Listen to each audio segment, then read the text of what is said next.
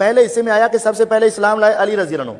عمر بن مرہ کہتے ہیں میں عجیب سمجھی اس بات کو کہ ایک گل ہوئی, میں نے ابراہیم نخعی کے سامنے جا کر یہ بات بتائی, انہوں نے کہا نہیں غلط ہے, اینج نہیں, سب سے پہلے اسلام لانے والے کون ہیں؟ ابو بکر صدیق. پوری حدیث سی میں کہنا ایک آیت لکھی ہے کہ جس نے علم کی بات چھپائی اس پر اللہ کی. مرزا صاحب نے یہ حدیث پڑھی تھی کہ نہیں پڑھی تھی؟ ہم نہیں کہیں گے نہیں پڑھی تھی, ہم کہیں گے پڑھا لکھا آدمی ہے, اس نے حدیث پڑھی تھی اور پڑھ کے آدھی نقل کی اور آدھی چھپا دی, تو پھر یہ مرزا صاحب کے اوپر نے الزام لگایا جی میں نے کربلا والے ریسرچ پیپر میں جی حدیث آدھی لکھی ہے ترمذی کی کہ جی سب سے پہلے جس شخص نے اسلام قبول کیا وہ علی ابن ابی طالب ہیں, زید ابن ارقم کہتے ہیں. وہ کہتے ہیں نہیں, اس کے آگے لکھا ہوا ہے کہ ابراہیم نخعی کہتے ہیں کہ سب سے پہلے حضرت ابوبکر نے اسلام قبول کیا. جامع ترمذی کی حدیث ہے, حدیث نمبر 37-35 اوتے لکھے.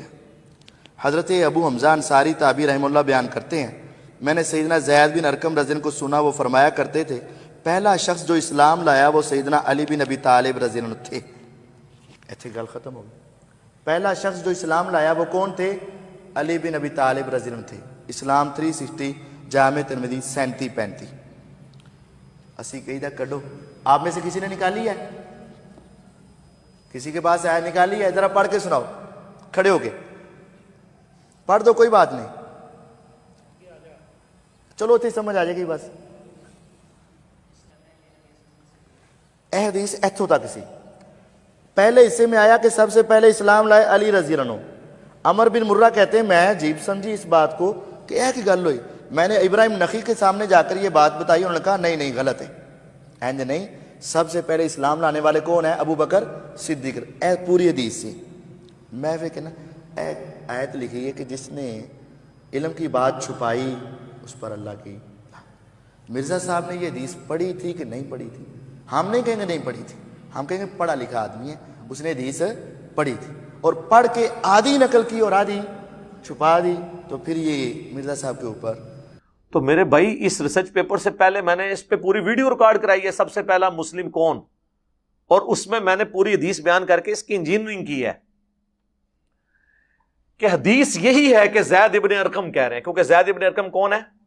صحابی اور سابقون الاولون میں. وہ کہہ رہے ہیں کہ حضرت علی پہلے شخص ہیں جنہوں نے اسلام قبول کیا, اور غدیر خم کی حدیث کے راوی بھی زید ابن ارقم ہے. اور ابراہیم نخعی جو صحابی کے قول سے ٹکرا رہا ہے, اس کا قول امام ترمذی نے نقل کیا. ابراہیم نخعی 50 ہجری میں پیدا ہوا ہے, حضور کی وفات کے 40 سال کے بعد وہ پیدا ہوا ہے.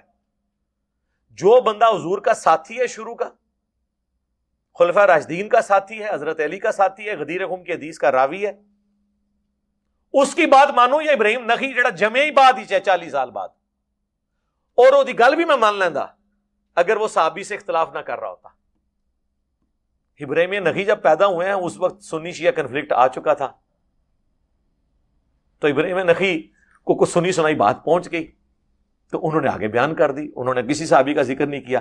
جو بندہ حضور کی وفات کے 40 سال بعد پیدا ہو رہا ہے وہ کس طرح کہہ سکتا ہے کون بندہ پہلے اسلام لے کے آیا؟ سمجھ آئیے آپ کو؟ اسی لیے شیخ زبیلی زئی رحمہ اللہ نے جب حضرت علی کی فضیلت میں ترمذی کی حدیث لکھی ہے نا, یہ والی کہ زید ابن ارقم کہتے ہیں پہلا شخص جو مسلمان ہوا وہ علی ابن ابی طالب میں, ساتھ لکھا کہ تابعی صغیر, چھوٹا تابعی, اس نے زید ابن ارقم کی مخالفت کرتے ہوئے کہا کہ حضرت ابو بکر پہلی دفعہ اسلام لے کے آئے. تو زبیلی زئی صاحب نے اس کے اوپر جو تبصرہ کیا ہے نا, وہ نٹوریس انداز میں کیا ہے کہ اس کی کیا اوقات ہے کہ ایک صحابی سے اختلاف کر رہا ہے. امام مسلم نے مقدمے میں لکھا ہے تابعی کی مرسل کوئی شے نہیں ہے جب تک صحابی کو مینشن نہ کرے. تو جو روایت ہی مرسل چھوٹی ہوئی اور صحابی سے ٹکرا رہی ہے, وہ اگر میں نے اس میں نہیں لکھی تو اس لیے نہیں لکھی کہ میں اس کے اوپر لکھ رہا ہوں کہ میں صرف صحیح روایتیں لکھ رہا ہوں.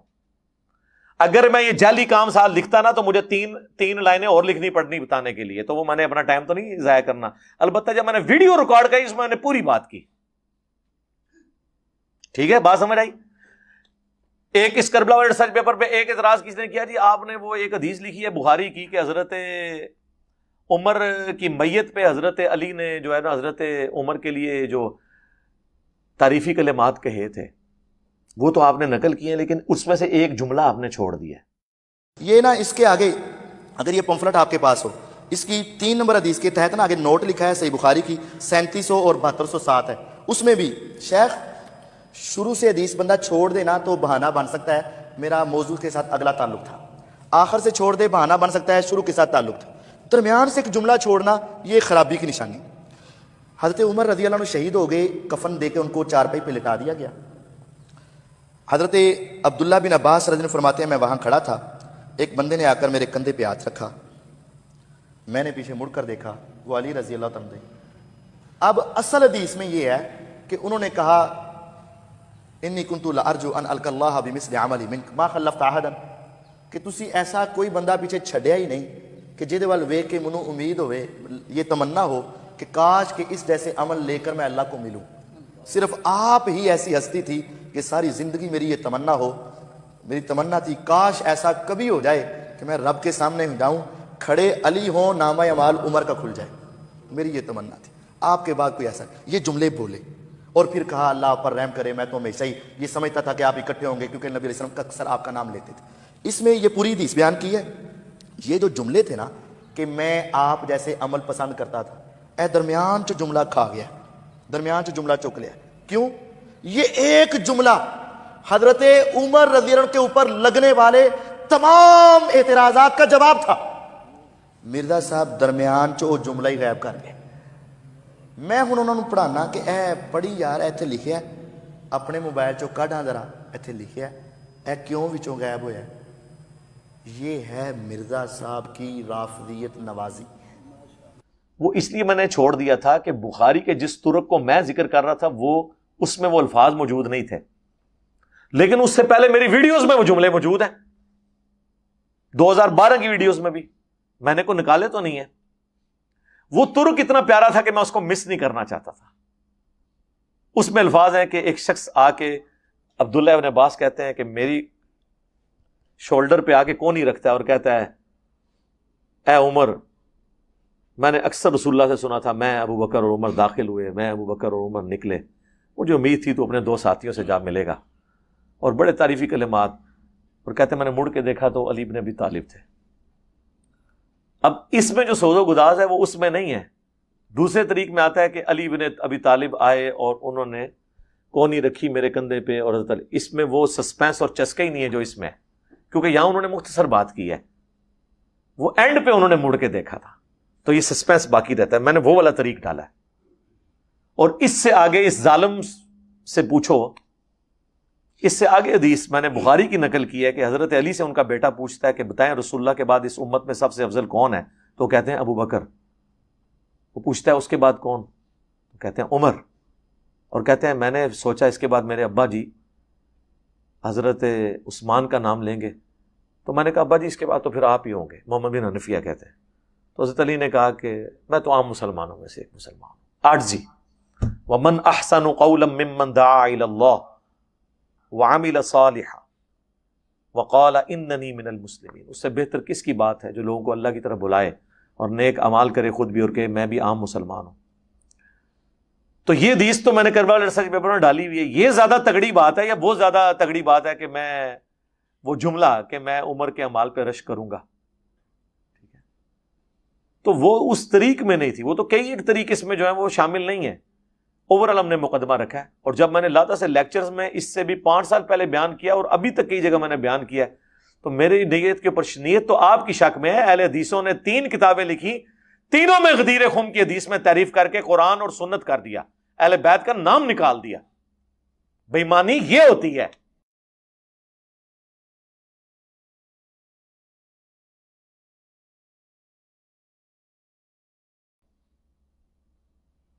اب چونکہ ان کی دھمیں کٹی ہوئی تھی ہم نے پکڑ لی ہیں, اور میں نے چیلنج کیا ہے مجھ سے پہلے کوئی ریناؤنڈ عالم دین دکھائیں اہل حدیث کا. وہ کہتے ہیں مولانا اسحاق کو ہم دکھاتے ہیں. مولانا اسحاق تو اہل حدیث نے فارغ کر کے کافر قرار دے دیا تھا. جو کبھی مولا علی لفظ یوز کرتا ہو, زبیر علی زئی صاحب نے بھی جو استعمال کیا نا, اس کے پیچھے بھی میرا خفیہ ہاتھ تھا. اور یہ صحیح حدیث ایک سنو, نبی کریم صلی اللہ علیہ وسلم فرمایا تھا کہ میری بیویوں میں سے کون سی بیوی ہے جس پر حواب کے کتے بھونکیں گے. صحیح ہے یہ. جب عائشہ صدیقہ اپنے ساتھیوں کے ساتھ لشکر کے ساتھ جا رہی تھی حواب سے, تو وہاں کتے بھونکے بہت زیادہ. یہ غیب کی خبر پوری ہوئی, ثابت ہوئی. اس لیے ہم کہتے ہیں کہ نبی کریم صلی اللہ علیہ وسلم کو جو اللہ نے غیب بتایا تھا وہ جانتے تھے وہی کے ذریعے. تو عائشہ صدیقہ نے پوچھا یہ کون سی جگہ؟ فرمایا یہ حوض ہے. انہوں نے کہا فرمایا مجھے تو حدیث یاد آ گئی، میں واپس آنا چاہتی ہوں.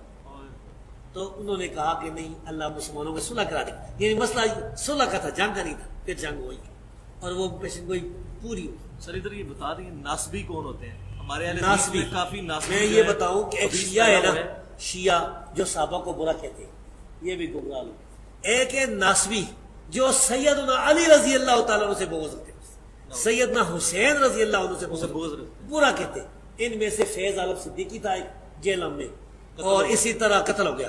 اس طرح اور بھی ہے. تو بہرحال یہ جو علی مولا علی، نبی پاک نے فرمایا کہ میں جس کا مولا اس کا علی مولا. یہ صحیح حدیث ہے، من کن تو مولا فعلی مولا. جو مولا علی سے جو مولا سے مراد مشکل کشا نہیں ہے بلکہ محبوب اور پیارا ہے، تو جو اس سے دشمنی رکھتا ہے، برا کہتا ہے، ناسبی ہے. یہ کچھ اہل حدیثوں جو منی میں گھسا ہے. بھائی ہم نہ ناسبی ہے نہ شیعہ ہیں. تو میں اسے کہہ کے زبردستی یہ کہتا تھا، پھر وہ شروع ہو گئے تھے مولا علی اور اہل سنت کا لفظ، ورنہ وہ پہلے اہل حدیث کا لفظ یوز کرتے تھے. میں کہتا تھا کہ یار اس نفس کی جو انورٹڈ کامہ میں عزت ہے نا سب کانٹیننٹ میں، اس طرح آپ بات نہیں پہنچا سکتے. آپ اہل سنت لفظ استعمال کریں جو مین سٹریم میں ہمارا چل رہا ہے، حکمت سے دعوت کا کام کریں.